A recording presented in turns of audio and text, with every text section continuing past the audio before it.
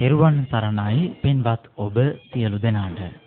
පින්වත්නි, සංහිඳියාවෙන් සබිරි රටක දැහැමි සමාජයක් බිහි කිරීම අරමුණු කරගත් බෞද්ධ ගුවන්විදුලි නාලිකාව ඔබ වෙත ගෙන එන දායකත්ව ධර්මදේශනාව මෙලෙස ආරම්භ වන්නේ. අද ධර්මදේශනාව පැවැත්වීමට ධම්සභා මණ්ඩපයේට වැඩම කොට වදාළේ රුවන්වැල්ල වහරක ධම්සක් විහාරයේ ප්‍රධාන අනුශාසක පූජ්‍යපාද ගම්පහ මහානාම ස්වාමින්ද්‍රයන් වහන්සේ. දේශකයන්න් වහන්සේ ගෞරව නමස්කාර පූර්වකව පිළිගනිමු. අවසරයි අපේ හාමුදුරනේ. සාදු සාදු සාදු. පින්වත්නි, සාමෝයන කොට්ටාව පාර මෙරිස්වත්ත පිළියන්දල ලිපිනෙහි පදිංචි ඩී.පී. පාදුක්ක මහතා, චිත්‍රාණි පාදුක්ක මහත්මිය ඇතුළු ඒ පවුලේ පින්වත් පිරිස ඥාතී හිත මිත්‍රාදීන්ද සම්බන්ධ කරගනිමින් අද මේ ධර්මදේශනාවේ දායකත්වයේ ධර්මෙන් කටයුතු කරනවා. ධර්මදේශනාව ශ්‍රවණයට පෙර ආතුව අපි සියලු දෙනා තිසරණ සහිත පංචශීලය සමාදන් වීමට සාදුනාදයක් පවත්වලා තෙවරක් නමස්කාරය කියමු. අවසරයි අපේ හාමුදුරනේ. සාදු සාදු සාදු. නමෝ තස් භගවතු අරහතෝ සම්මා සම්බුද්දස්ස. නමෝ තස් භගවතු අරහතෝ සම්මා සම්බුද්දස්ස. නමෝ තස් භගවතු අරහතෝ සම්මා සම්බුද්දස්ස. බුද්ධං සරණං ගච්ඡාමි. බුද්ධං සරණං ගච්ඡාමි. ධම්මං සරණං ගච්ඡාමි. ධම්මං සරණං ගච්ඡාමි. සංඝං සරණං ගච්ඡාමි. සංඝං සරණං ගච්ඡාමි. ဒ ුතියම්පි බුද්ධං සරණං ගච්ඡාමි. ဒ ුතියම්පි බුද්ධං සරණං ගච්ඡාමි. ဒ ුතියම්පි ධම්මං සරණං ගච්ඡාමි. ဒ ුතියම්පි ධම්මං සරණං ගච්ඡාමි. ဒ ුතියම්පි සංඝං සරණං ගච්ඡාමි. ဒ ුතියම්පි සංඝං සරණං ගච්ඡාමි. තතියම්පි බුද්ධං සරණං ගච්ඡාමි. තතියම්පි බුද්ධං සරණං ගච්ඡාමි. තතියම්පි ධම්මං සරණං ගච්ඡාමි. තතියම්පි ධම්මං සරණං ගච්ඡාමි. තතියම්පි සංඝං සරණං ගච්ඡාමි. තතියම්පි සංඝං සරණං ගච්ඡාමි. සරණාගමනං සම්පුන්නං ආම බන්තේ. පානාති පාතා වේරමණී සික්ඛාපදං සමාදියාමි. පාණාතිපාතා වේරමණී සික්ඛාපදං සමාදියාමි. අදින්නාදාන වේරමණී සික්ඛාපදං සමාදියාමි. අදින්නාදාන වේරමණී සික්ඛාපදං සමාදියාමි. කාමේසු මිච්ඡාචාරා වේරමණී සික්ඛාපදං සමාදියාමි. කාමේසු මිච්ඡාචාරා වේරමණී සික්ඛාපදං සමාදියාමි. මුසාවාදා වේරමණී සික්ඛාපදං සමාදියාමි. මුසාවාදා වේරමණී සික්ඛාපදං සමාදියාමි. සුරාමේරය මජ්ජපමා දට්ඨානා වේරමණී සික්ඛාපදං සමාදියාමි. සුරාමේරය මජ්ජපමා දට්ඨානා වේරමණී සික්ඛාපදං සමාදියාමි. තිසරණේන සද්ධින් පංචශීලං ධම්මං සාදුකං සුරක්ඛිතං කତ୍වා අප්පමාදේන සම්පාදේත. ආම බන්තේ සාදු සාදු සාදු. සමන්ත චක්ඛවාලේසු අත්‍රා ගච්ඡන්තු දේවතා සද්ධම්මං මුනි රාජස්ස සුනන්තු සග්ග මොක්ඛදං ධම්ම ශ්‍රවණ කාලෝ අයං භදන්තා. ධම්ම ශ්‍රවණ කාලෝ අයං භදන්තා. ධම්ම ශ්‍රවණ කාලෝ අයං භදන්තා.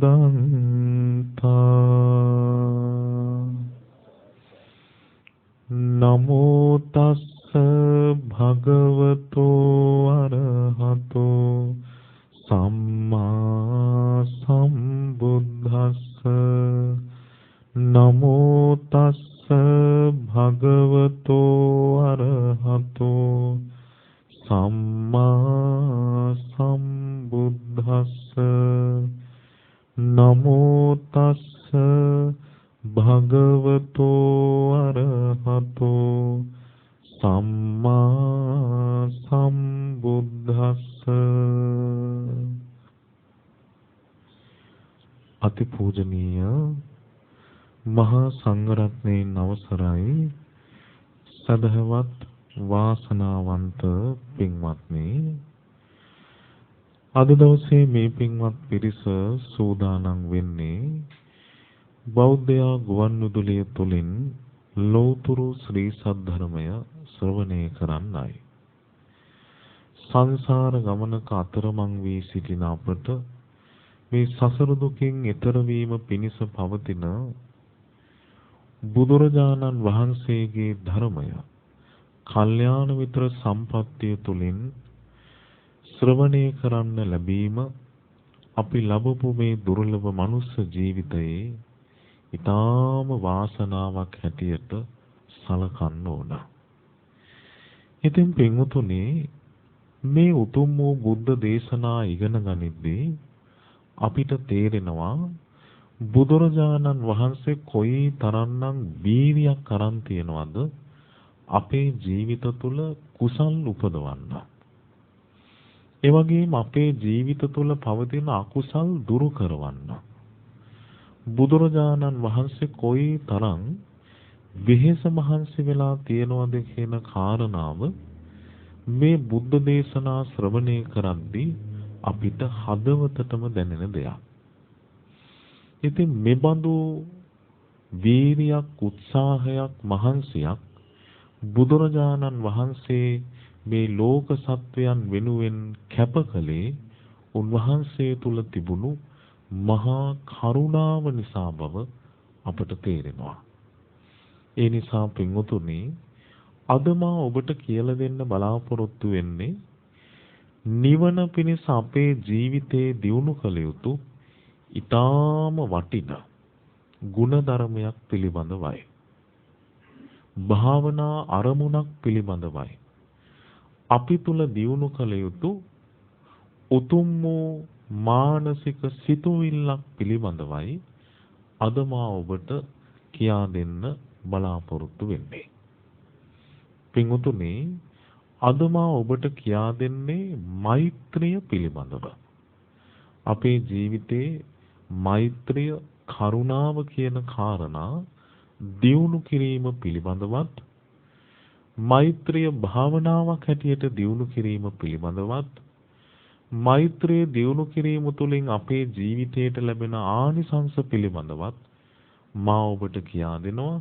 ඒ වගේම මෛත්‍රියට ප්‍රතිවිරුද්ධ කාරණාව, අපේ සිත් තුළ නිරන්තරයෙන්ම හටගන්න අකුසලය, ද්වේෂය, ව්‍යාපාදය, මෙන්න මේ ද්වේෂයෙහි පවතින අනුතුර පිළිබඳවත්, ආදීනව පිළිබඳවත්, ද්වේෂය දුරු කිරීම පිළිබඳවත් තමයි අද මා ඔබට කියා දෙන්න බලාපොරොත්තු වෙන්නේ. පින්වතුනි, බුදුරජාණන් වහන්සේ තමන්ගේ ශ්‍රාවකයන්ට නිරන්තරයෙන්ම උගන්වන කාරණාවක් තමයි මෛත්‍රියෙන් වාසය කරන්න කියන කාරණාව. එතකොට මෛත්‍රිය කියන කාරණාව අපේ සිතේ දියුණු වුණොත් තමයි ඒ මෛත්‍රී සහගත සිතුවිලිත් එක්ක අපි ඊට අදාළ වචන කතා කරන්නේ, කයින් ක්‍රියා කරන්නේ. එහෙනම් අපි තුල මෛත්‍රී මනෝකර්ම පමණක්ම දියුණු වෙනවා නොවේ. මෛත්‍රී මනෝකර්මත් එක්ක මෛත්‍රී සහගත වචී කර්ම, මෛත්‍රී සහගත කාය කර්ම කියන මේ කාරණා සියල්ලම පින්වතුනි දියුණු කළ යුතුයි. බුදුරජාණන් වහන්සේ මෛත්‍රිය කියන කාරණාව ධර්මයේහි විග්‍රහ කරන්නේ මෙන්න මෙහෙමයි.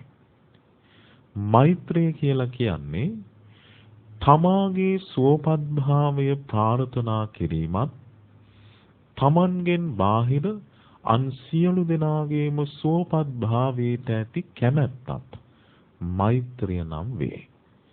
එතකොට සරලව කියලා කිව්වොත් මෛත්‍රිය කියලා කියන්නේ මිත්‍රත්වයට. මෛත්‍රිය කියන්නේ මොකද්ද? මිත්‍රත්වයට. තමන්ට මෛත්‍රිය දක්වන කෙනා තමයි තමන්ව උපමා කරගෙන අන් අයටත් ඒ මිත්‍රත්වය දක්වන්නේ. එතකොට හැබැයි මේ මිත්‍රත්වයේ තියෙන පින්වතුනි පොඩි විශේෂත්වයක්. ඒ තමයි සාමාන්‍යයෙන් පෘථග්ජන උදවිය තුල කෙලෙස් සහිත හිතක ඇතිවන මිත්‍රත්වය කියන කාරණාවත් එක්ක කෙලෙස් උපදිනවා. බැඳීමක් හට ගන්නවා නේද? ඊළඟට හැම වෙලෙම මේ මෛත්‍රිය, මිත්‍රත්වය, ආදරය කියන කාරණාත් එක්ක රාගය කියන අකුසලයේ බැඳී තියෙනවා. දැන් අපි හොඳට තේරුම් ගන්න ඕන මෛත්‍රියයි ආදරයයි කියන්නේ දෙකක්. ආදරය, සෙනෙහස, දයාව කියන කාරණා එක්ක මිශ්‍ර වෙලා තියෙනවා පින්වතුනි රාගය, ආසාව, බැඳීම කියන කාරණාව. ඒ ආදරය කියන කාරණාවත් එක්ක බැඳීමත් එක්ක පින්වතුනි හැම වෙලෙම ආදරේ දක්වන කෙනා ප්‍රතිඋපකාරයක් බලාපොරොත්තු වෙනවා. ඒක තමයි ආදරයක තියෙන ලක්ෂණය. දැන් ඔබේ ජීවිතයේ ඔබ යම් කෙනෙකුට ආදරය කළා නම් ඒ ඔබට ආදරය කරපු නිසායි. එහෙම නැතුව අපිට ආදරය කරන්නේ නැති කාටවත් අපි ආදරය කරන්න යන්නේ නැහැ. දැන් ඔබේ ජීවිතයේ ඔබ සරලව හිතුවොත් අම්මා කෙනෙක් දරුවෙකුට ආදරේ මේ දරුවා මට බැරි වෙන කාලෙක බලාගනි කියලා බලාපොරොත්තුවක් තියෙනවා. ප්‍රතිඋපකාරයක්. ඊළඟට දරුවොත් කල්පනා කරනවා මගේ අම්මා මාව ලොකු මහත් කරලා හැදුවා. ඒ නිසා මට අම්මා බොහෝ උපකාර කරපු කෙනෙක්. ඒ නිසා මං අම්මව බලා ගන්න ඕන. එතකොට හැම වෙලෙම පින්වතුනි යම් උපකාරයක් බලාපොරොත්තුෙන් තමයි කෙනෙක් ආදරයක් දක්වන්නේ. දැන් අපි කියන්නේ ඔබ මට ආදරේ නම් මං ඔබට ආදරේ. එහෙම නැතු අපිට ආදරේ කරන්නේ නැති අයට අපි ආදරේ කරන්න යන්නේ නැහැ නේ. හැබැයි පින්වතුනි අපි කවදාවත් කියනවද ඔබ මට මෛත්‍රී කළොත් පමණක් මං ඔබට මෛත්‍රිය දක්වනවා. එහෙම කියනවද? එහෙම කියන්නේ නැහැ. එහෙනම් අපි උදෙසා ඒ පිරිස මෛත්‍රිය දැක්ුවා හෝ නැත. අපි විසින් මානසිකව පවත්වන්න ඕන ಗುಣධර්මයක් තමයි මෛත්‍රිය කියලා කියන්නේ. එතකොට අපිත් එක්ක හිතවත් වේවා අහිතවත් වේවා මදහත් වේවා ඒ සියලු දෙනා ගැනම එක හා සමාන වූ මිත්‍රත්වයක් ප්‍රතිඋපකාරයක් බලාපොරොත්තුවකින් තොරව දක්වන උතුම් වූ හැඟීමක් තමයි මෛත්‍රිය කියලා කියන්නේ. එතකොට මේ මෛත්‍රිය තමයි පින්වතුනි අපේ ජීවිතේ අපි නිවන පිණිස දියුණු කළ යුතු පළවෙනි කාරණාව. මේක විස්තර වෙන්නේ කරණීයමෙත්ත සූත්‍රයේ. කරණීයමෙත්ත සූත්‍රය කියන්නේ මෛත්‍රිය කිරීම ගැන වදාළ දෙසුම. දේශනාව ආරම්භ වෙන්නේ කරණීය මත්ත කුසලේන යන්තං සන්තං පදං අபிසමෙච්ච. සාන්ත පදේ නම් වූ නිර්වාණය අවබෝධ කරන්න බලාපොරොත්තුවෙන් ඉන්න කෙනෙක් පළමුවෙන්ම කළ යුත්තේ කරණීය මෙත්ත මෛත්‍රිය කිරීමයි. එහෙනම් නිවන පිණිස අපේ ජීවිතේ ඉස්සෙල්ලම කරන්න ඕන දේ මොකද්ද? ද්වේෂය දුරු කරලා මෛත්‍රියෙන් වාසය කිරීම. එතකොට මෛත්‍රියෙන් වාසය කරමින් ජීවිතය තුල දියුණු කළ යුතු ගුණධර්ම 14ක් කරණීයමෙත්ත සූත්‍රේ පළවෙනි ගාථා දෙක ඇතුලේ තියෙනවා. මම මේ ගාථා දෙක විස්තර කරමින් ඒ කාරණා 14 විග්‍රහ වන ධර්ම දේශනාවක් මීට පෙරත් සිද්ධ කරලා තියෙනවා. ශ්‍රවණය කරපු ඔබට මතක් වෙනවා ඇති. එතකොට ඒ නිසා අපි ඔන්න මේ දේශනාවෙන් තේරුම් ගන්න ඕන මෛත්‍රිය තමයි එහෙමනම් නිවන ප්‍රාර්ථනා කරන කෙනෙක් ජීවිතේ පුරුදු කරන්න ඕනේ පළවෙනිම කාරණාව. උන්වහන්සේ මේ මෛත්‍රිය දක්වන්න අපිට උපමාවක් පෙන්නනවා. මොකද්ද උපමාව?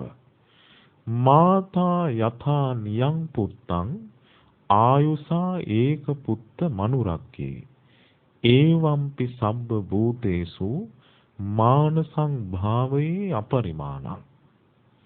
එක දරුවෙක් ඉන්න අම්මා කෙනෙක් ඒ දරුවව කොච්චර ආදරෙන්ද කරුණාවෙන්ද සෙනෙහසෙන්ද රැකබලා ගන්නේ.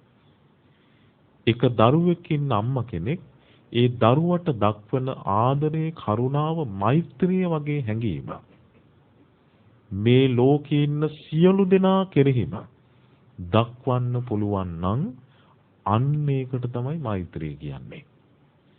එක දරුවෙක් ඉන්න අම්මා කෙනෙක් ඒ දරුවට දක්වන මෛත්‍රිය සියලු සත්වයන් කෙරෙහි දක්වන්න බුදුරජාණන් වහන්සේගේ ශ්‍රාවකයා දක්ෂ වෙන්න ඕන. එතකොට මේ උපමාවෙන් අපිට තේරෙනවා අපි තුල දියුණු වෙන්න ඕනේ කොහොම කාරණාවක්ද කියන එක. මේක ලේසි නෑ. මෛත්‍රිය කියන්නේ පින්වතුනි අපි මේ කතා කරන තරම් දියුණු කරන්න ලේසි එකක් නෙවෙයි. අපේ ජීවිත තුළ අපි මේ මෛත්‍රිය පුරුදු කළ යුතු වැඩපිළිවෙල අපි තේරුම් ගත්තොත් බුදුරජාණන් වහන්සේගේ ජීවිතය තුළින් ඊළඟට එකල වාසය කරපු ශ්‍රාවක පිරිස තුළ දියුණු වෙච්ච මෛත්‍රිය ගැන ඒ මෛත්‍රියෙන් පින්වතුනි දශමයක්වත් සමහර විට ඔබ ළඟ නැති වෙන්න පුළුවන්. දැන් බලන්න බුදුරජාණන් වහන්සේගේ යුගයේ තිබිච්ච මෛත්‍රිය. ඔන්න දේශනාවේ කතාවක් තියෙනවා. බුදුරජාණන් වහන්සේ කාලේ හිටිය පින්වතුනි මණිකාර කුළුපගතිස්ස කියලා ස්වාමින් වහන්සේ නමක්. උන්වහන්සේගේ නම තිස්ස. මණික් උපදමන පවුලක් එක්ක වැඩිපුර හිතවත්කම් පවත්වපු නිසා මේ ස්වාමින් වහන්සේට නම පට බැඳුනා මණිකාර කුළුපගතිස්ස කියලා. ඉතින් මේ ස්වාමින් වහන්සේ අවුරුදු 12ක් තිස්සේ හැමදාම දානි වළඳන්න යන්නේ මේ මණික් මුදලාලි මහත්තයාගේ ගෙදරට. දවසක් ඔන්න මේ ගෙදරට දානි වළඳන්න වැඩියා. වඩින වෙලාවේ පින්වතුනි ස්වාමියා එහෙම නැත්තම් මේ මණික් උපදමන පුද්ගලයා ආහාර සකස් කරමින් තමයි හිටියේ. මස් ව්‍යංජනයක් සකස් කරමින් හිටියා දානෙටත් පූජා කරන්න එක්ක. ඉතින් ස්වාමීන් වහන්සේ කිව්වා ස්වාමීනි මම තාම දානි හදනවා. ඔබ වහන්සේ පොඩ්ඩක් ඉස්සරහින් වැඩ ඉන්න. කියලා දැන් මේ පුද්ගලයා මස් තවරු මෙලේ තවරුණු අතින් අර මස් ව්‍යංජනේ සකස් කරමින් හිටියා. මේ වෙලාවේ පින්වතුනි රජුරෝ සේවකයෙක් අතේ මණිකක් කෙව්වා ඔප දමන්න. මේ මණික මේ පුද්ගලයා අතින් අරගෙන ලේ තවරුණු අතින් මල්ලලා මණික පැත්තකින් තියලා අත හොදන්න ඇතුළට ගියා මණික අරන් තියන්න. මේ සුළු වෙලාවට මේ ලේ තවරුණු මණික් කැටය මස් කැබැල්ලක්යි හිතලා මෙතෙන්ට පැමිණිච්ච කොස්වාලිහිනිය මේ මණික් කැටේ ගිල්ලා. ඉතින් මේ පුද්ගලයා ගේ ඇතුළට ගිහින් අවිත් බලනකොට මණික් කැටේ නැහැ. දැන් ඇහුවා බිරිඳගෙන් ගත්තද? නැහැ කිව්වා. දරුවාගෙන් ඇහුවා අරන් තිබ්බද? නැහැ කිව්වා. දැන් ඉතින් සැක කරන් ඉන්න එකම කෙනා ඉස්සරහා වැඩ ඉන්න ස්වාමින් වහන්සේ විතරයි. බලන්නකො මේ අවුරුදු 12ක් තිස්සේ අඳුරන කෙනා. ඉතින් මොකද උනේ බිරිඳත් එක්ක ගිහින් කිව්වා මේ මණික එකත් එකටම හොරකම් කරන්නේ නැත්තේ මේ ස්වාමින් වහන්සේ. බිරිඳ කියනවා හා ඔය කතාව කියන්න එපා. මෙච්චර කාලයකට අපේ ගෙදර නූල් පටක දෙයක් නැති වෙලා නැහැ. ඒ නිසා ඔබ පව් කරගන්න එපා කියලා සීය උපන්දවන්න හැදුවා. හරි ගියේ නැහැ. මේ මිනිස්සයා කේන්තියෙන් ගිහින් ඔබ වහන්සේ මෙතන තිබිච්ච මණික ගත්තද? මේ මණික ගිලින විස්තරේ පින්වතුනි මුන්නහසේ ඇස් දෙකෙන්ම දැක්කා. මේ ලිහිණියා මේ මණික ගිලිනවා. හැබැයි උන්වහන්සේ කරුණාවට ඒක ප්‍රකාශ කළේ නැහැ. මෛත්‍රිය නිසා ප්‍රකාශ කළේ නැහැ. ඉතින් මොකද කළේ? මේ පුද්ගලයා පින්වතුනි පරුස වචනෙන් බැනවැදමින් අසා සිටියා. ඒත් උන්වහන්සේ නිශ්ශබ්දව වැඩ හිටියා. කේන්ති ගේලා ලනු පොටක් අරගෙන ඇවිදින් හිස වටේ වෙලලා පොල්ලකින් තද කර කර අහනවා ඔබ වහන්සේ මණික ගත්තද? ඔබ මේ මණික ගත්තා නේද? කියලා කේන්තියෙන් අහනවා. කොච්චර තදට කරකියුවද කියනවනම් පින්වතුනි නාස් වලින් කන් වලින් ලේ වැක්කිරෙන්න ගත්තා.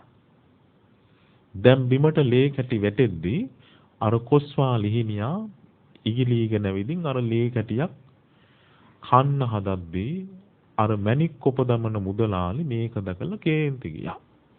උඹත් මේ ඇස්සේ මොනව කරන්නේ නෝද කියලා අර කුරුල්ලන්ට පයින් ගෙහුවා. ගහපු පාර කුරුල්ලා විසි වෙලා ගිහින් බිත්තියේ වැදලා මැරිලා වැටුණා. ඉතින් අර ස්වාමීන් වහන්සේ අහනවා දැන් මේ වද දෙන අතරේ පින්වත අර කුරුල්ලා මලාද? එතකොට මේ පුද්ගලයා කේන්තියෙන් අහනවා උඹටත් ඒ වගේ මැරෙන්න තමයි වෙන්නේ ඇත්ත කිව්වේ නැත්තම්. ඉතින් මේ ස්වාමීන් වහන්සේ මේ කුරුල්ලා මැරුණු බව දැනගෙන කියන ඔය කුරුල්ලගේ බඩ පල්ල බලන්න කිව්වා. පල්ල බැලින්නම් මණික තියෙනවා. වෙච්ච වැරද්ද තේරුම් අරගෙන මේ පුද්ගලයා වැඳ වැටි සමාවෙල්ලුවා. උන්වහන්සේ නම් ඉතින් කරුණාවෙන් සමාව දුන්නා. සංසාර ගමනේ අකුසලයක් බව තේරුම් අරගෙන. හැබැයි ඉතින් කර්මයට සමාවක් ලැබෙන්නේ නැහැ නේ. රැස් වෙච්ච දේ විඳවන්නම ඕන. මේ පුද්ගලයා මැරුණු ගමන් නිරේ ගිහිල්ලා උපන්නා. හිත පහදව ගත්ත භාර්යාව මරණින් මත්තේ දිව්‍ය ලෝකෙ ඉපදුනා. බලන්නකො මේ මෛත්‍රිය තමන්ගේ ජීවිතේ අහිමි වුණත් සත්වයන්ට මෛත්‍රී කරන කෙනා කොයි තරම් ඉවසීමෙන් කටයුතු කරනවද? ඔය මෛත්‍රිය ඔබට දියුණු වෙලාද? දැන් ජාතක කතාවක තියෙනෝ පින්වතුනි ඔන්න එක මිනිහෙක් කැලේ ඇවිදගෙන යද්දි වලකට වැටුණා. දැන් ගොඩේ එන්න විදිහක් නැහැ. වඳුරෙක් මොකද කළේ? දවස් ගාණක් තිස්සේ දුක් විඳලා මේ මිනිහයව ගොඩට ගත්තා. ගොඩට ගත්තට පස්සේ මේ මිනිහයා මොකද කළේ? දැන් වඳුරට මහන්සියට මේ මිනිහයාගේ ඔඩොක්කුවෙම නිින්ද ගියා. දැන් මේ මිනිහයා දවස් ගාණකින් කාලා නැහැ බඩගිනි මොකද කළේ? ලොකු කළු ගලක් අරගෙන අර වඳුරගේ ඔළුවට ගහව මැරෙන්න. එහෙමනේ ලෝකෙනේ. උදව් කරන උදවියටම ගහන ලෝකයක් නේ තියෙන්නේ. ඒ කාලෙත් එහෙමයි මේ කාලේ නම් අපි ඕන තරම් ඒව දකිනවා. ඉතින් මොකද වුනේ? දැන් ඔළුව පැලුණා. වඳුරා ලේ පෙරි පෙරි ගහකට නැග්ගා. දැන් මිනිස්සයා කැලේ අතරමං වෙලා. වඳුර මොකද කළේ? ඔළුව අත ගගා ලේ වැක්කිරි අර මිනිස්සයාට කැලෙන් එළියට යන පාර පෙන්නුවා. අන්න ඒකටයි මෛත්‍රිය කියන්නේ. එහෙම මෛත්‍රියක් ඔබ තුල දියුණු වුණොත් ඔබට ඉක්මනින් ධර්මයේ දියුණු කරන්න පුළුවන්. ඒකට ලොකු ඉවසීමක් තියෙන්න ඕන. බුදුරජාණන් වහන්සේ වදාළේ කියතෙන් කපුවත් ඉවසන්න කිව්වා. භික්ෂුන් වහන්සේලාට කියනවා මහණෙනි ඔබව කවුරු හරි අල්ලගෙන ගිහිල්ලා ඔළුවෙන් හිටවලා මේ දෙපැත්ත මිට තියෙන කියතක් අරගෙන හරහට පලද්දී ඔබේ හිතේ තරහක් ඇති වුණොත් ඔබ පරාදයි කිව්වා. ඔබ කියතෙන් කපද්දිත් මෛත්‍රියෙන්ම වාසය කරනවා නම් ඔබ තමයි කෝ බුදුරජාණන් වහන්සේගේ අනුශාසනාව තුල ඉන්න කෙනා. ඒ නිසා කියතෙන් කපද්දිත් ඉවසන්න කියලා නම් අපිට බුදුරජාණන් වහන්සේ වදාළේ මේ කවුරුවත් බයිනේව මොනවදනේ? නින්දා කරන ඒවා, ගස්සන ඒවා මොනවද? බුදුරජාණන් වහන්සේ වදාළේ කියතෙන් කපුවත් ඉවසන්න කියලානේ. ඒ නිසා පින්වතුනි ඔබට එහෙම ඉවසීමක් තියනවද? බස් එක යනකොට කවුරු හරි කකුල පෑගුවා නම් ඇති රැවල බලන්න. මේ නිවන් අවබෝධ කරන්න කතාව. නේද? කෝ මෛත්‍රිය. ඒ නිසා පින්වතුනි අපේ ජීවිතේ අපි කොච්චරනම් ඉවසීමක් පුරුදු කරන්න ඕනද? කොච්චරනම් අපේ ජීවිතේ අපි මෛත්‍රියක් දියුණු කරන්න ඕනද? දැන් දේශනාවේ තියෙන එක තැනක කතාවක් කාශ්‍යප බුදුරජාණන් වහන්සේ කාලේ හිටිය සිටුවරේ. හරි ගුණ සම්පන්නයි. මෛත්‍රී සම්පන්නයි. මේ සිටුවරයා දවසක් පින්වතුනි පාරේ යනකොට හිඟන මිනිස්සෙක් දැක්ක කකුල් දෙක දවස් ගානකින් හොදලා නැති. මේ හිඟන මිනිස්සයා දැක්කහම සිටුවරයාට hina ගියා. දැන් සාමාන්‍යයෙන් එහෙම කෙනෙක් අපිට දැක්කහම හිතෙනවනේ මේ කකුල් අතපයවත් හොදන්න නැති මිනිස්සු. ඉතින් මොකද උනේ මේ hina වෙච්ච එකට වෛර බැන්දා. වෛර බැඳලා මේ හිඟන මිනිස්සයා හරියට කරදර කළා. අක්කර 500ක කුඹුරු යායක් තිබ්බ 7 වතාවක් පීදිලා තියෙන ගොයමට ගිනි තිබ්බා. හරක් 500ක් කපලා මැරුවා. තරහට. බලන්නකොනේ දැන් මේ මිනිස්සු වෛර බඳින්න තරහ වෙන්න මහ දේවල් නෙවෙයිනේ. ඔය પરම්පරා ගණන් අවුරුදු ගණන් තියෙන තරහවල් හොයාගෙන යද්දී මුල බලපුවාම මේ අඟල් 6ක ඉඩම් කෑල්ලක්. එහෙම නැත්තම් මේ දරුවෙක් අල්ලපු වත්තට පැනලා අඹ ගෙඩියක් කඩලා ඒකට પરම්පරා ගණන් කතා කරන්නේ මහ දේවල් නෙවෙයි. එක්ක මේ දරුවෝ බෝල ගහනකොට බෝල ගිහිල්ලා වීදුරුවක වැදිලා බිඳිලා අම්මලා නයි වෛරයි. මේ මහ දේවල් නෙමේ මිනිස්සු වෛර බඳින්න හේතු වෙන්නේ. මේ අඟල් 6ක පුංචි ඉඩකට પરම්පරා ගණන් වෛරෙන් අඩු කියනවා. ඔන්න බලන්න මේ සිටුවරු ධර්මයේ දියුණු කරපු පිරිස මොකද කොලේ මේ සිටුවරයත් එක්ක තියෙන තරහට කාශ්‍යප බුදුරජාණන් වහන්සේගේ ගන්ධ කුටියටත් ගිනි තිබ්බ මේ හිඟන්න.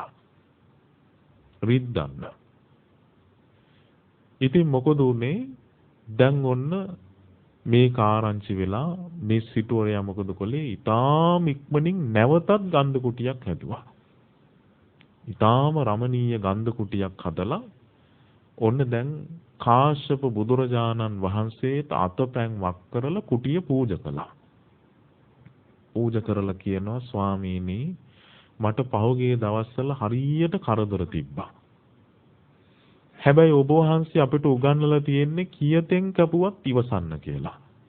ස්වාමීනි මං තරහක් නම් ඇති කරගත්තේ නෑ. මම මෛත්‍රියෙන්ම හිටියයි කිව්වා. බලන්නේ සිටුවරයා කොච්චර බුද්ධිමත්දනේ. ඇයි ඒ සිටුවරයා දැනගෙන හිටියා මේ කුඹුරට බෑ අපිව දිව්‍ය ලෝකෙක්කන් යන්න. හරක් 500ට බෑ අපිව දිව්‍ය ලෝකෙක්කන් යන්න. හැබැයි අපේ හිතේ තියෙන මෛත්‍රිය කියන ගුණයට පුළුවන් අපිව දිව්‍ය ලෝකෙට එකතු කරන් යන්න. ඒ නිසා ඔබ ඔය රණ්ඩු වෙන මේ පොඩි ඉඩම් කෑල්ලට බෑ ඔබ දිව්‍ය ලෝකේ අරන් යන්න. මරුණු ගමන් අපාය යන්නේ. ඉඩමට බැඳුනොත්. පෙරේතෙක් කර වෙලා උපදී වත්තේම. හැබැයි ඔබ තුල තියෙන මෛත්‍රිය ඔබ රැකගෙන හිටියොත් ඔබට දිව්‍ය ලෝකෙ උපදින්න පුළුවන්. ඒක හොඳට මතක තියාගන්න. ඔබේ තියෙන ගෙවල් දොරවල් යාන වාහන මිල මුදල් වලට ඔබ දිව්‍ය ලෝකේ අරන් යන්න බෑ. දිව්‍ය ලෝකේ අරන් යන්න පුළුවන් ඔබ ළඟ තියෙන ಗುಣධර්ම වලට, සීලයට, සමාධියට, ප්‍රඥාවට, මෛත්‍රියට, කරුණාවට ඔබ දිව්‍ය ලෝකේ අරන් යන්න පුළුවන්. මේ සිටුවරේ ඒක දැනගෙන හිටියා. මේ කුඹුරු 500 නිසා තරහක් ඇති කරගත්තා නම් Tamanටමයි පාඩුව. හරක් 500 නිසා තරහක් ඇති කරගත්තා නම් කාටද පාඩුව? Tamanටමයි. ඒ නිසා මේ තරහ කියන එක හොඳට ගත්තත් අපාය යනවා, නරකට ගත්තත් අපාය යනවා. ආයි තරහ මේ හොඳට ගන්නවා නරකට ගන්නවා කියලා එකක් නැහැ. තේරුණාද? වහ කියන එක දැනගෙන බිව්වත් මැරෙනවා, නොදැන බිව්වත් මැරෙනවා. බීලා කියන්න බෑනේ මං දන්නේ නැතුව බිව්වේ කියලා නේ. ඒ නිසා ඔබේ ජීවිතේ ඔබ දරුවෙක් හදන්න කේන්ති අරගෙන ඔබ කටයුතු කළත් ඒත් පව් සිද්ධ වෙනවා. ඒක හොඳට මතක තියාගන්න. හොඳට තරහ ගන්නවා කියලා එකක් නැහැ. තරහ කියන්නේ අකුසලයක්මයි. එතකොට ඉතින් මොකද උනේ? මේ සිටුවරයා කියනවා ස්වාමීනි ඒ නිසා මම තරහක් නම් ඇති කරගත්තේ නැහැ, මෛත්‍රියෙන්ම හිටියා. ස්වාමීනි මම මේ කුටිය පූජා කරපු පින ඉස්සෙල්ලම අනුමෝදන් කරන්නකෝ මේ කුටිය ගිනි තියපු මිනිස්සයාට. බලන්නකෝ මෛත්‍රියනේ. ඔබේ ජීවිතේ ඔබ කවදාවත් පින්කමක් කළා ඔබත් එක්ක තරහ කෙනෙකුට පින් දීලා තියනවද? ජීවිතේට නෑනේ. අඩු ගානේ පින්කමක් ගැන කියන්නේවත් නෑ. ඕකුන්ට අපි පින්කමක් කළා කියලා කියන්නවත් එපා කියනවා. ඔන්න ඔබේ මෛත්‍රිය. නේද? ඔබේ ජීවිතේ ඔබ ගෙදරක සාංගික දානයක් දීලා කවදා හරි පින් දීලා තියනවද ඔබට වෛර කරන කෙනෙකුට? ඔබත් එක්ක තරහ කෙනෙකුට? ඔන්න හරිනම් ඉස්සෙල්ලම පින් දෙන්න ඕනේ ඒ අයට. මෛත්‍රිය පහළ වෙන්න කියලා. බලන්නකෝ බුදුරජාණන් වහන්සේ කාලේ ජීවත් වෙච්ච මිනිස්සුගේ මෛත්‍රිය. ඉස්සෙල්ලම පින් දුන්නේ Tamanට කරදර කරපු මිනිස්සයාට. මෙහෙම පින් දෙද්දි පින්වතුනි අර හිඟන මිනිස්සයා මේ පිරිස අතර හිටියා. දුවගෙන ඇවිදilla වැඳලා කියනවා අනේ මට සමා වෙන්න කිව්වා. බලන්නකෝ මෛත්‍රියේ මිනිස්සු দমনය වෙන හැටිනේ. ඒ නිසා පින්වතුනි අපේ ජීවිතේ අපි අන්න ඉබඳු මෛත්‍රියක් දියුණු කරපු දවසට තමයි අපිට වහා ධර්මය අවබෝධ කරන ප්‍රඥාව පහළ වෙන්නේ. ඉතින් අපි දන්නවා අපේ ජීවිතේට මේ ද්වේෂය කියලා කියන්නේ බරපතල අකුසලයක්. ද්වේෂයේ උපදින්න කාරණා දෙකක් මුල් වෙනවා. පටිඝ නිමිත්තත් අයෝනිසෝ මනසිකාරයක්. ඒ කියන්නේ තරහ සහගත සිතුවිල්ලක් හිතට ආවට පස්සේ අනවබෝධයෙන් කල්පනා කළොත් තරහ අපේ හිතේ වැඩෙනවා.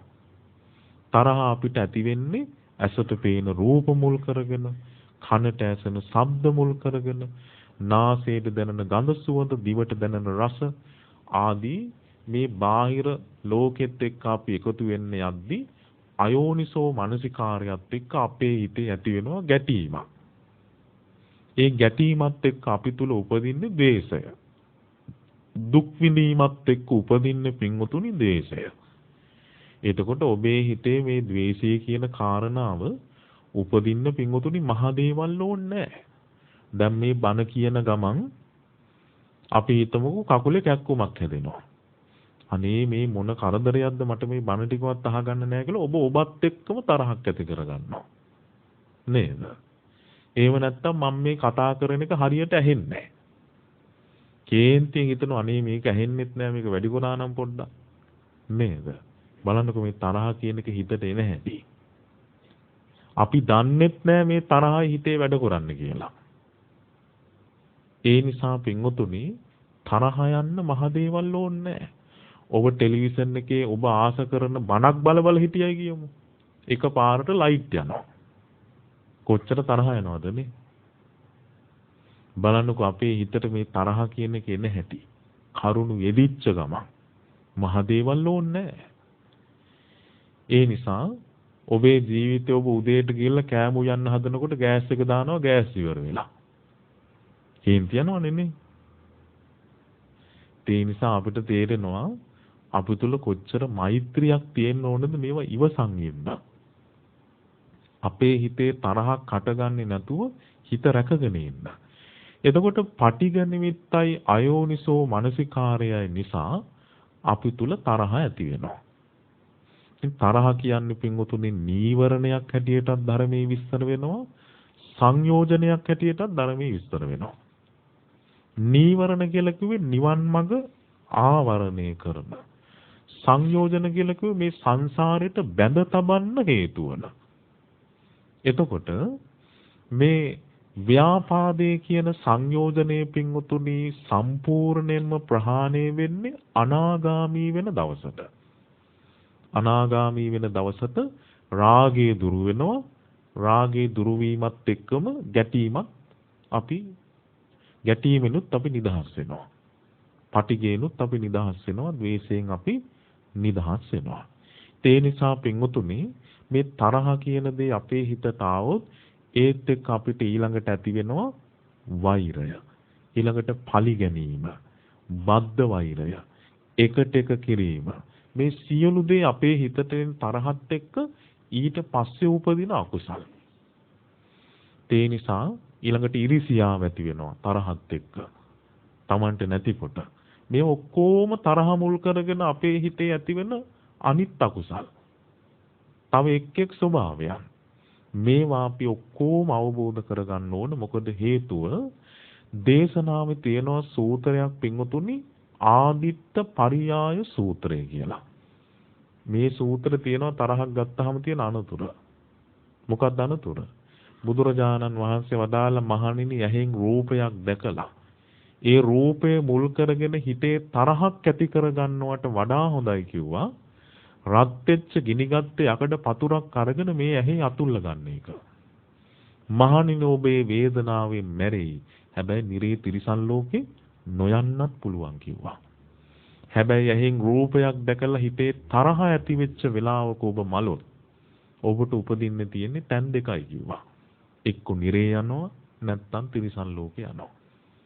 ඔන්න ජීවිතේට තියෙන අනතුර. කනින් ශබ්දයක් අහලා හිතේ තරහක් ඇති කරගන්නවට වඩා හොඳයි කෝ රත් වෙච්ච ගිනිගත්ත යකඩ උලක් අරගෙන කනට ඇන ගන්න එක. මහණෙනි මේ වේදනාවෙන් මැරෙයි හැබැයි අපාය යන්නේ නැහැ කිව්වා. නොයන්නත් පුළුවන් කිව්වා. හැබැයි කනට ශබ්දයක් ඇහිලා ඒ ශබ්දේ මුල් කරගෙන ද්වේෂ සිතින් අකුසල් පෝෂණය කරමින් ඉන්න වෙලාවක මලොත් උපදින්න තියෙන්නේ තැන් දෙකයි කිව්වා. එක්ක නිරේ යනවා නැත්තම් තිරිසන් ලෝකේ යනවා. ඔන්න මේ ආයතන මුල් කරගෙන සිතේ හටගන්න තරහ කියන අකුසලයේ තියෙන භයානකම. මේක ඔබට තේරෙන්නේ නැහැ. මේක තේරුම් ගන්න පින්වතුනි අපි හොඳට ධර්මයේ නුවණින් විමසන්න ඕන. ඊළඟට බුදුරජාණන් වහන්සේ කෙන සද්ධාාවක් තියෙන්න ඕන. ඊළඟට උන්වහන්සේ වදාළ නාසයේ දැනෙන ගඳ සුවඳ මුල් කරගෙන තරහක් ඇති කර ගන්නවට වඩා හොඳයි කිව්වා. රත් වෙච්ච ගිනිගත්ත නියනක් අරගෙන මේ නාහි ගලවලා දාන්න එක. දිවෙන් රස විඳලා තරහක් ඇති කර ගන්නවට වඩා හොඳයි කිව්වා. රත් වෙච්ච ගිනිගත්ත දැලි පිහියක් අරගෙන මේ දිවේ අතුල්ලා ගන්න එක. කයින් පහස ලැබලා හිතේ තරහක් ඇති කර ගන්නවට වඩා හොඳයි කිව්වා. රත් වෙච්ච ගිනිගත්ත වැයක් අරගෙන මේ කය රැහැලා දාන එක. මහණෙනි වේදනාව වලින් ඔබ මැරෙයි හැබැයි අපායේ නොයන්නත් පුළුවන් කිව්වා. හැබැයි ඔබ තරහ සිතින් ඉන්න වෙලාවක මලොත් ඔබට උපදින්න තියෙන්නේ තැන් දෙකයි කිව්වා. එක්ක නිරේ යනවා නැත්නම් තිරිසන් ලෝකේ යනවා. මේ අවාසනාවන්ත ඉරණම නෙමේ දඳ මැරෙන ඔක්කොටම වෙන්නේ. ඔය ස්පිරිතාල වල අවසාන කාලේ ගිහිල්ලා නවත්තන අය කොච්චරනම් ද්වේෂයෙන්ද මැරෙනව ඇත්තේ. තමන්ගේ හිතවත්තු ළඟ නැහැ කියලා සමහරු කේන්තියෙන් ඇති. ඊළඟට දොස්තරවරු වට කරගෙන ජීවිතේ බේරගන්න එහෙන් කටු ගහනවා මෙහෙන් ඉන්ජෙක්ෂන් ගහනවා මැෂින් එකට ගහනවා කොච්චර තරහක් හිතට එනවද? අවාසනාව. එහෙව් එකේ මේ කාලේ ධර්මයේ සී කරගෙන ගෙදරක මැරෙන්න ලැබෙන එක වාසනාවක්. ඉස්පිරිතාලක මැරෙනවට වඩා නේද? ඒ නිසා පින්වතුනි ධර්මයේ සී කරගෙන කල්යාණ මිත්‍රයෙක් ධර්මයේ කියලා දෙන වෙලාවක මැරෙන්න ලැබුණොත් වාසනාව. ඉතින් අපි දන්නේ එහෙම ස්වභාවයක් අපිට උරුම වෙයිද කියලා. එහෙම ස්වභාවයකටපත් උනේ නැතත් අපිට පුළුවන් ජීවත් වෙලා ඉන්න කාලේ කොහොම හරි ධර්මයේ දියුණු කරලා ජීවිතයේ ස්ථාවර ආරක්ෂාවක් හදාගන්න. අඩු ගානේ සෝවාන්වත් වෙලා. එතකොට අපේ ජීවිතේට අපිට බයක් නැහැ. නැත්තම් මේ කාලේ ඉස්පිතාලවල ගිහිලා නවත්තනෝ බොහෝ දෙනෙකුට වෙන්නේ පින්වතුනි අපාය යන්න. ඒ ධර්මයේ සීකර ගන්න කවුරුත් නැහනේ. මේ ළඟදි මන් දන්න කෙනෙක් මලා ඉතින් මේ ඒ බිරිඳ බොහොම ධර්මයේ දන්නවා. ස්වාමියා මැරෙන්න පණ අදිනෝ. බිරිඳ ළඟ ඉඳගෙන ධර්මයේ කිව්වා. එතෙන් තාව හෙදියෝ වගේක් ධර්මයේ දන්නේ නැහනේ. එලෙව්වා. මේ මහත්තයා මේ මැරෙන්න ඉන්න වෙලාවෙ මේ මොනවද වද දෙන්නේ කියලා එතනින් එලෙව්වා. එළියට ගියා විනාඩි 10 ගියේ මහත්තයා මලයි කිව්වා. අඩු ගානේ අර විනාඩි 10 ධර්මයේ කියන්න දුන්නා නම් සුගතියවත් යයි. ඒ නිසා ඒ බඳු අවාසනාවන්ත ඉරණමවල් වලට අපිට මූණ දෙන්න විදිහක අපි දන්නේ නැහැ. ඒ නිසා අපේ ජීවිතේ පින්වතුනි අපි හොඳ සිහියෙන් කටයුතු කරන්න ඕන. ඉතින් බුදුරජාණන් වහන්සේ වදාලා මෛත්‍රී දියුණු කරන්න පුළුවන් භාවනාවක් හැටියට. මෛත්‍රී දියුණු කරන ක්‍රම දෙකක් තියෙනවා භාවනාව. එකක් තමයි අප්‍රමාණ චේතෝ විමුක්තිය, දෙවෙනි එක තමයි මහග්ගත චේතෝ විමුක්තිය. ප්‍රමාණ සහිතෝ මෙත් පැතිරවීම, ප්‍රමාණ රහිතෝ මෙත් පැතිරවීම. දැන් ප්‍රමාණ සහිතෝ මෙත් පතුරවනවා කියන්නේ ඉස්සෙල්ලා Tamanට මෛත්‍රී සිත වඩනවා. මම වෛර නැත්තේක් වෙම්මා, තරහ නැත්තේක් වෙම්මා, ඊර්ෂියා නැත්තේක් වෙම්මා, දුක් පීඩා නැත්තේක් වෙම්මා, සුවසේ ජීවත් වෙම්මා, සාන්ත සුවයටපත් වෙම්මා කියලා Tamanට මෛත්‍රී වඩනවා හොඳට. මේක නිකම් මේ එකපාරක් වචන කියනවා වගේ කියලා හරියන්නේ නැහැ. හොඳට Tamanට මෛත්‍රිය දැනෙන්න කරන්න ඕන. ඒව නැතුව මේ වචන වලින් කියවන එක නෙවෙයි.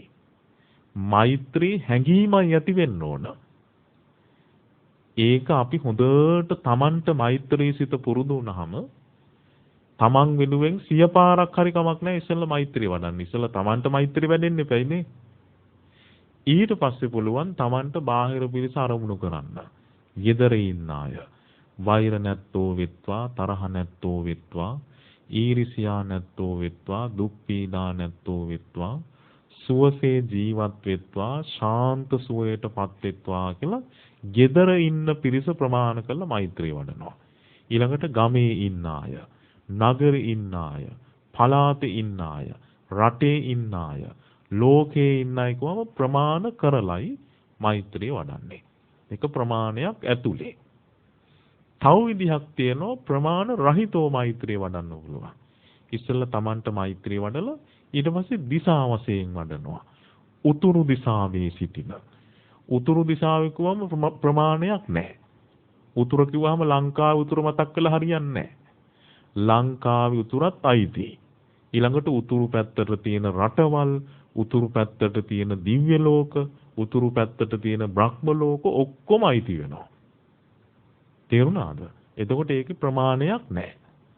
ඊළඟට දකුණු දිශාව කියවම දකුණු පැත්තට තියෙන සියලුම ලෝක. ඊළඟට නැගෙනහිර, බටහිර, අට දිශාව, ඊළඟට උඩ යට දස දිශාවට මෛත්‍රිය පතුරවන්න පුළුවන්. මොන මෛත්‍රී භාවනාව කරන ක්‍රම දෙක. ප්‍රමාණ සහිතෝ මෙත් පැතිරවීම, ප්‍රමාණ රහිතෝ මෙත් පැතිරවීම. මේ දෙක වෙන වෙනම කරන්නත් පුළුවන්, දෙකම එකට වඩන්නත් පුළුවන්. කිසිම ප්‍රශ්නයක් නැහැ.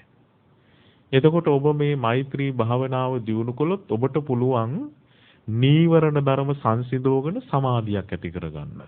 ඒ සමාධිය ධ්‍යාන මට්ටමට ප්‍රගුණ කරලා තුන්වෙනි ධ්‍යානයේ දක්වා හිත දියුණු කරන්න පුළුවන් මෛත්‍රී භාවනාවෙන්. මොකද හතරවෙනි ධ්‍යානයේ තුල ප්‍රකට වෙන්නේ උපේක්ෂාවනේ. ඒ නිසා ඔබ මෛත්‍රිය තුල උපේක්ෂාව ප්‍රකට කරගත්තොත් ඔබට හතරවෙනි ධ්‍යානයේ සංවදින්න පුළුවන්. හැබැයි මෛත්‍රී භාවනාවම පමණක් කළොත් ඔබට හිත දියුණු කරන්න පුළුවන් තුන්වෙනි ධ්‍යානයේ දක්වා පමණයි. ඊළඟට ඔබේ ජීවිතේ ඔබට සතර ඉරියව්වෙම මෛත්‍රී භාවනාව කරන්න පුළුවන්. හිටගෙන, වාඩි වෙලා, නිදාගෙන, සක්මන් කරමින් ඔබට මෛත්‍රී සිත පතුරවන්න පුළුවන්. මෛත්‍රී අදහස, හැඟීම් ඔබට මං කිව්වේ සිතේ ඇති වෙනව වගේම වචනවලක් තියෙන්න ඕන, කයෙත් තියෙන්න ඕන. සමහරු වචනෙන් නිකන් මහා ලොකුවට මෛත්‍රී සම්පන්නයි වගේ කතා කරනවා. හිතේ නැහැ. නේද? සමහරු අනිත් අයට වේන නිකන් කයින් කරනවා මෛත්‍රී සහගත වැඩ. හිතේ තියෙන්නේ වෙන එකක්. එහෙම නෙමෙයි. හිතේ මෛත්‍රී සහගත සිතුවිලි ඉස්සෙල්ලම ඇති කරගෙන ඉන්න ඕන. ඊට පස්සේ තමයි එයා තුල හැබෑවටම අවංකවම මෛත්‍රී සහගත කාය කර්ම, මෛත්‍රී සහගත වචී කර්ම උපදින්නේ. එහෙනම් ඔබේ ජීවිතේ ඔබ හොඳට මෛත්‍රී භාවනාව වඩන්න අනිවාර්යෙන් ජීවිතේ මෛත්‍රී භාවනාව කළ යුතුමයි ද්වේෂය දුරු කිරීම පිණිස. ඊළඟට මේ අංගුත්තර නිකායේ 6 වෙනි පොත් වහන්සේ තුල සූත්‍රයක් තියෙනවා මෛත්‍රී භාවනාවේ ආනිසංස ගැන. ඒ දේශනාවේ නම මෙත්තානිසංස සූත්‍රය. සාමාන්‍යයෙන් ඔබ පිරිත් පොත් කියවලා තියෙනවා නම් පිරිත් පොතේ මේ දේශනාව තියෙනවා. මෛත්‍රී භාවනාව කරන අයට ලැබෙන ආනිසංස 11ක් තියෙනවා. ඔන්නේ 11 සුඛං සුපති. සුඛං සුපති කියලා කිව්වේ සැපසේ නිදා ගන්න පුළුවන්. දැන් මේ නිදින එකත් පින්වතුනි හැමෝටම සැපට නිින්ද යන්නේ නැහැ. සමහරවිට නිදාගෙන හැරුණාම ඇඟේ වේදනාව වැඩි. ඒ නිසා මේ සැපට නිදිනවයි කියන එකටත් හිත සංසිඳෙන්න ඕන. හිතේ කෙලෙස් අඩු වෙනකොට තමයි යාට සැපට නිදියන්න පුළුවන්. ඒ නිසා බලන්නකො හිතේ බය තියෙන, ද්වේෂයේ තියෙන, වෛරයේ තියෙන අය බයෙන් ගැසිලත් ඇහැරෙනවා. නිින්ද යන්නෙත් නැහැ, සැරෙන් සැරේට ඇහැරෙනවා. ඒ අයගේ හිතේ වැඩ කරන්නේම අකුසල්. ඒ නිසා මෛත්‍රියෙන් ඉන්න කෙනාට සැපට නිින්ද යනවා. සුඛං පටිබුඤ්ජති. සැපසේ අවදි වෙන්න පුළුවන්. න පාපකං සුපිනං පස්සති. නරක හීන නිදාගත්තාම බය උපද්දන නපුරු හීන පේන්නේ නැහැ. මනුස්සානං පියෝ හෝති. මිනිස්සුන්ට ප්‍රිය වෙනවා. අමනුස්සානං පියෝ හෝති. අමනුස්සයන්ට ප්‍රිය වෙනවා.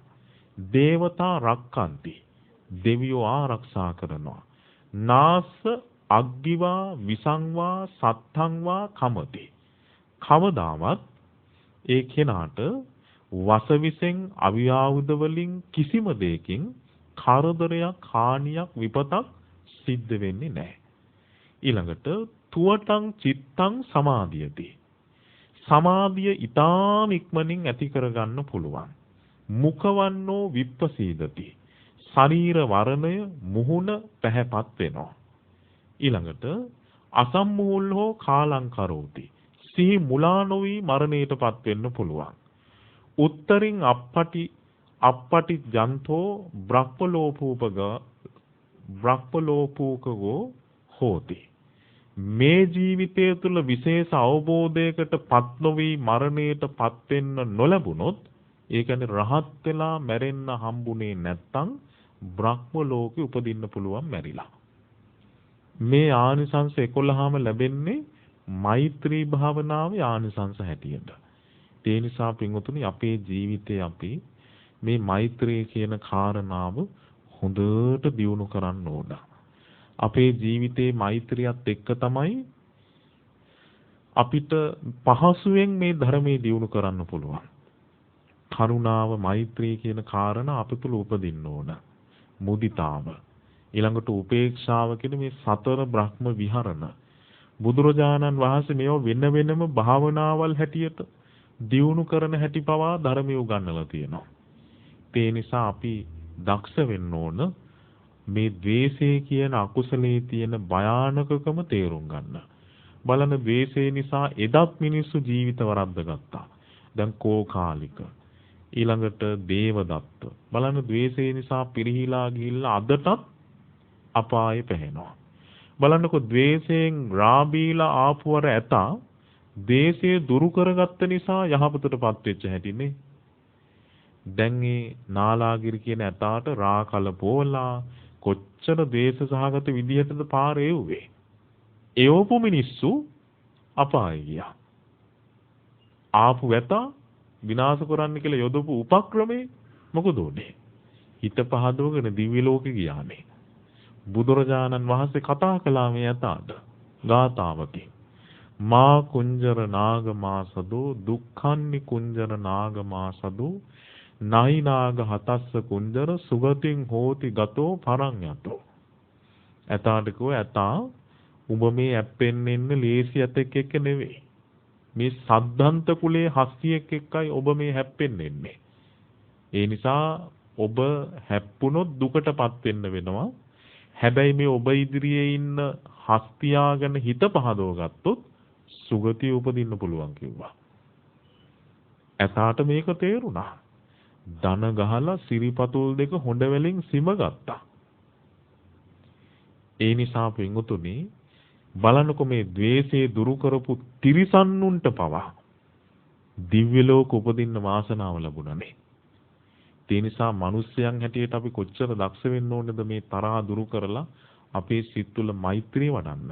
ඒ මෛත්‍රිය පුරුදු කරන සමාජයක් මේ ලෝකයේ තුල බිහි වුණොත් මේ අපරාධ සියල්ලම නවතීවි. ඒ නිසා ඔබේ ජීවිත තුළ මෛත්‍රිය දියුණු කරගෙන ඊළඟට රාගය, මෝහය ආදී අනිත් අකුසල්ද දුරු කරගෙන ඔබට වහවහ චතුරාර්ය සත්‍ය අවබෝධ කරන්න වාසනාව ලැබේවා කියලා හදවතින්ම ආශිර්වාද කරනවා. දැන් අපි සූදානම් වෙන්නේ පින් අනුමෝදන් කරන්න. අද දවසේ මේ ධර්ම දේශනාවේ දායකත්වයේ දරුවේ සාම උයන කොට්ටාවපාර මිරිස්සත්ත පිළියන්දල ලිපිනයෙහි පදිංචි ඩී.පී. පාදුක්ක මහත්මයා සහ චිත්‍රාණී පාදුක්ක මහත්මිය ඇතුළු ඒ පවුලේ පිරිස විශේෂයෙන් බලාපොරොත්තු වෙන්නේ මිය පරලොව ගිය වෛද්‍යාචාර්ය පී.ඩී. මැන්ඩිස් පියාණන්ට සහ දොස්ලින්ද කොස්තා මෑණියන්ට පින් අනුමෝදන් කරන්නත්, කේ.ඩී. ජිනදාස පියාණන්ට සහ ලීලාවතී ජයසුන්දර මෑණියන්ට පින් අනුමෝදන් කරන්නත්, උපසේන පාදුක්ක සහෝදරයාටත්, පී. කුලසේන ඥාති සහෝදරයාටත්, දුමින්ද විජේරත්න ඥාති පුතුණුවන්ටත්, W.D. වීරසිංහ පවුලේ මිතුරා ඇතුළු සංසාරගත සියලුම ඥාති හිත මිත්‍රාදීන්ට පින් අනුමෝදන් කරන්න බලාපොරොත්තු වෙනවා. ඊළඟට සෙත් ප්‍රාර්ථනා කරනවා මෙරට සහ විදේශගතව සිටින තම තමන්ගේ ආදරණීය දූ දරුවන්ටත්, මුණුබුරු මිනිමිරියන් ඇතුළු පවුලේ සියලුම සහෝදර සහෝදරියන්ටත් නිදුක් නිරෝගී සුවපත් භාවයේ දීර්ඝායුෂ සම්පන්නිය චිරජීවනය ප්‍රාර්ථනා කරන්න බලාපොරොත්තු වෙනවා.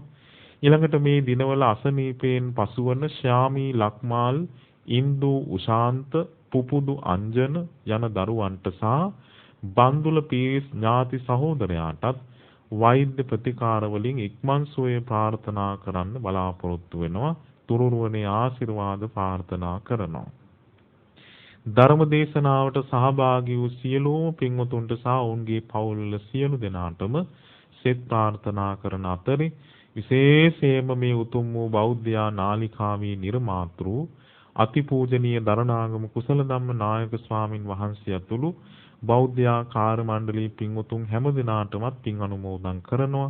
දේශකයාණන් වහන්සේ වන අපටත් ආශිර්වාද සිදු කරන අතරේ මේ පින්කම සඳහා සහ සම්බන්ධ වෙච්ච උදව් උපකාර කළ සියලු දෙනාටම ඊටාම ඉක්මනින් උතුම් වූ නිවන් සම්පන්නිය ලැබේවා කියන ප්‍රාර්ථනාවත් පින්වතුන්ලගේ හදවතේ තියෙනවා. එනම් බොහෝ දෙනෙක්ගේ නංගන් කියවුණා. දායකත්වයේ දක්වූ සමටත් නමින් මිය පරලොව ගිය සියලු ඥාතීන්ටත් ධර්ම ශ්‍රවණය කළ ඔබ හැම දිනාටමත් මේ උතුම් පින වහවහ චතුරාර්ය සත්‍ය ධර්ම අවබෝධයෙන් ලබන සදාකාලික සැප ඇති අමා මහ නිවන පිණිසම හේතු වාසනා වේවා කියලා සාදු කියනවා. ආකාසට්ඨා ච බුම්මට්ඨා දේවා නාග මහිද්దికා පුඤ්ඤන්තං අනුමෝදිත්වා චිරං රක්ඛන්තු ලෝක සාසනං චිරං රක්ඛන්තු දේශනං චිරං රක්ඛන්තු මං පරන්ති. සියලු දෙනාටම තෙරුවන් සරණයි. සාදු සාදු සාදු. පින්වත්නි, ධර්මදේශනාව පවත්වා වදාළේ රුවන්වැල්ල වහරක ධම්සක් විහාරයේ ප්‍රධාන අනුශාසක පූජ්‍යපාද ගම්පහ මහානාම ස්වාමින්ද්‍රයන් වහන්සේ. දේශකයන්න් වහන්සේට නිදුක් නිරෝගී චිරජීවනයේ සැලසේවායි ප්‍රාර්ථනා කරමු. සාදු සාදු සාදු. පින්වත් ඔබ සැමට තෙරුවන් සරණයි.